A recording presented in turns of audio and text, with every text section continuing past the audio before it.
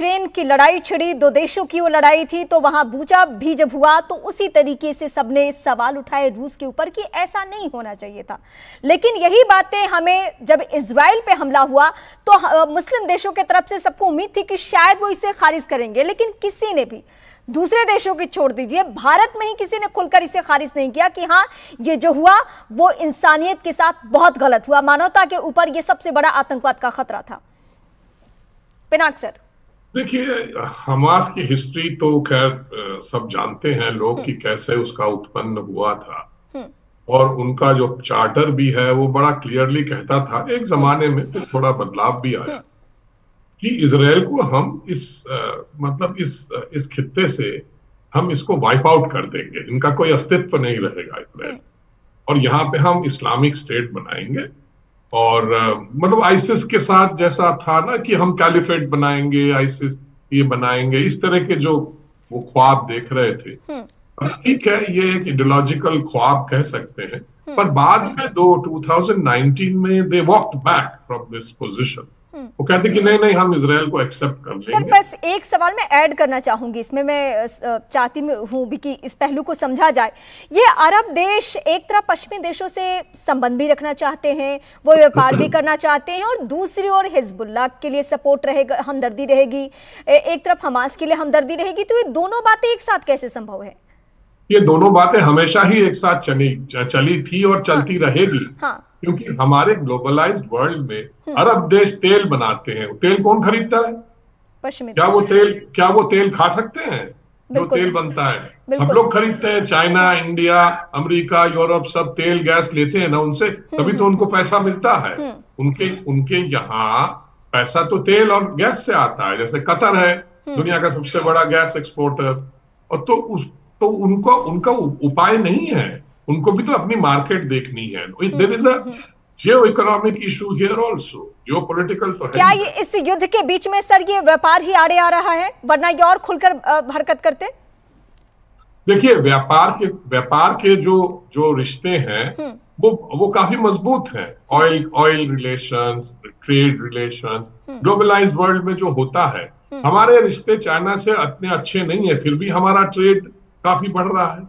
तो ये सारी चीजें हमको समझनी पड़ेगी कि जियो इकोनॉमिक जो सप्लाई चेन्स वगैरह हैं, उसको आप ओवरनाइट उसको खत्म नहीं कर सकते, और ना ही वो कर सकते हैं। ठीक है सर, मैं आपके पास आती हूँ। जीजे सिंह सर, मैं आपके पास आ रही हूँ। ये चीन और रूस की जो खामोशी है, या वो कोई स्टैंड नहीं ले रहे हैं, खुलकर उस तरीके से बातें नहीं कह रहे हैं, तो हम क्या समझे? पश्चिमी देशों से उनका रिश्ता तो खराब है ही है, ये सबको मालूम है, तो क्या हम इनडायरेक्टली मान के चले कि वो फिलिस्तीन के साथ हैं और फिलिस्तीन के बहाने वो हमास जो कर रहा है उसके खिलाफ में भी नहीं बोलेंगे? देखिए, फिलिस्तीन के साथ मैं नहीं कहूंगा, मगर ईरान के पीछे जरूर है वो, क्योंकि वहां से उनको ऑयल भी मिलता है। और जो पीछे इस सीन के पीछे जो खिलाड़ी है सबसे बड़ा, वो तो ईरान है। ईरान की सपोर्ट ही है ना हमास को, ईरान की सपोर्ट ये जो देता है, हथियार देता है, जो भी बनते हैं वो या तो रशिया में बनते हैं या फिर चाइना की मदद से बनाता है, मगर वो टिक नहीं पाते यूएस के अगेंस्ट या वेस्टर्न कंट्रीज के अगेंस्ट, क्योंकि बहुत ताकतवर हैं वो। अभी मुझे ये बताएं कि जैसे मेडिटेरियन सी, जैसे पश्चिमी सागर कहते हैं, वहां पे 2 एयरक्राफ्ट कैरियर अमेरिका ने खड़े कर दिए हैं, ब्रिटिश रॉयल नेवी ने अपने 2 शिप भेज दिए हैं। ऐसी ताकत का वो सिर्फ दिखावा नहीं करते। अगर कल कोई बात, ये उनको वार्निंग दे दी है, सब ये अरब कंट्रीज जो हैं, चाहे वो सऊदी हो चाहे ईरान हो, खास करके ईरान, उसको ये एक जिसे कहते हैं कि वार्निंग दे दी है कि देखो भाई, तुम इसमें घुसे, इसके अंदर तुमने, ईरान ने अगर वहां पे पैर डाला इस युद्ध के अंदर, तो फिर हम तुम्हारे ऊपर आ जाएंगे। तो ये जो 2 प्रोजेक्शन पावर कर रहे हैं, 2 एयरक्राफ्ट कैरियर, ये उनको ये बता रहे हैं कि आप मत इन्वॉल्व करिए, इनको आपस में फैसला करने दीजिए। क्योंकि जितने ये अरब कंट्रीज हैं, ये हथियार कहां से लेते हैं?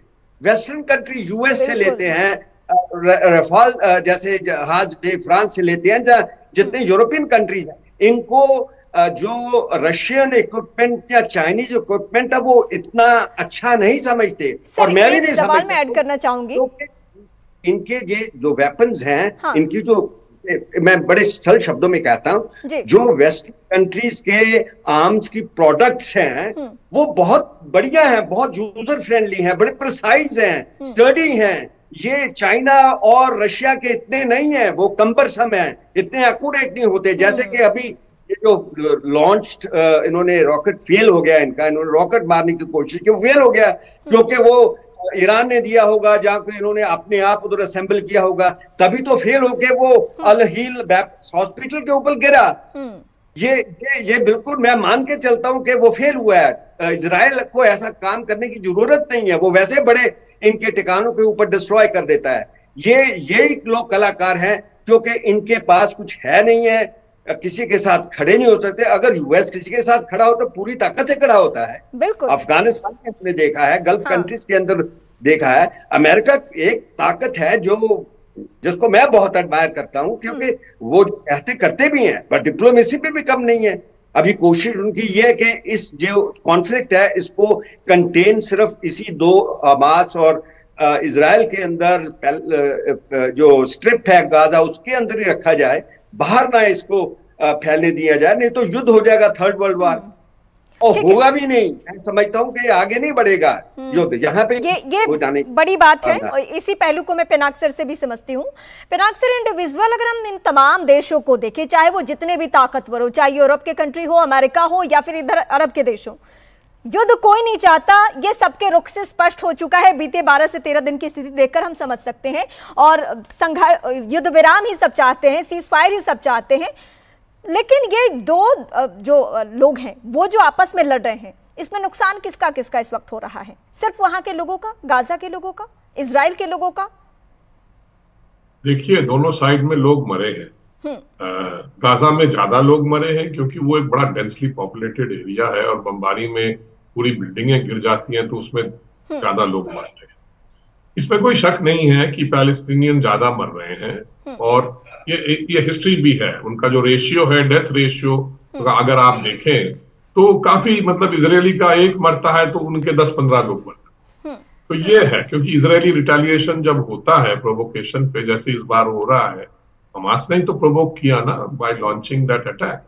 अब सवाल ये है कि उन्होंने क्यों किया, ये तो खैर लंबी डिस्कशन हो सकता है इसमें, पर मुझे लगता है नुकसान ज्यादा पैलेस्टीनियंस का हो रहा है।